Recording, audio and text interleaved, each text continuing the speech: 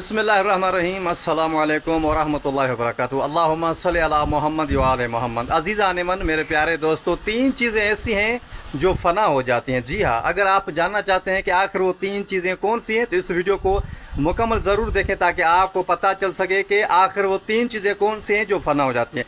सबसे पहली चीज़ जो फ़ना हो जाती है वो है इंसान का हुस्न। जी हाँ, अगर आप खूबसूरत हैं, खुदा करीम ने आपको हुस्न दिया है तो अपने हुस्न पर तकब्बुर कभी न करना, अपने हुस्न पर फ़ख्र न करना। फ़ख्र उस ज़ात का करना जिसने आपको हुस्न दिया है। जी हाँ, अपनी ज़िंदगी खुदा करीम की राह में सरफ़ कर देना। हज़रत मोहम्मद मुस्तफ़ा सल्लल्लाहु अलैहि वसल्लम से ज़्यादा कोई खूबसूरत नहीं था, हज़रत यूसुफ़ अलैहिस्सलाम से ज़्यादा कोई खूबसूरत नहीं था, मगर उन्होंने सारी ज़िंदगी खुदा करीम की राह में अपनी खर्च कर दी।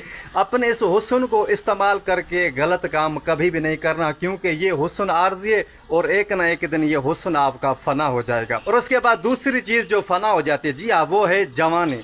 जवानी इंसान की फ़ना हो जाती है और इंसान बाद में सोचता है कि काश मैं जवानी में अच्छे काम कर देता।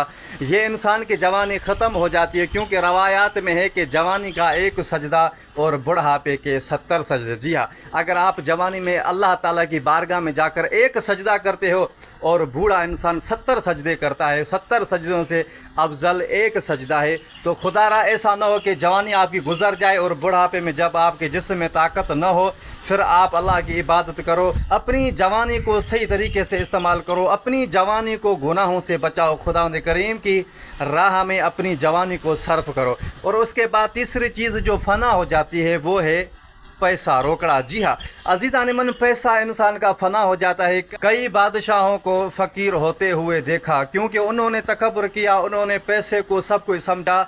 काफ़ी इंसान होते हैं, काफ़ी लोग होते हैं जो पैसे को सब कुछ समझते हैं, सिर्फ वो इस दुनिया तक महदूद रहते हैं, कहते हैं कि सारी ज़िंदगी में हमें पैसा ही काम आएगा।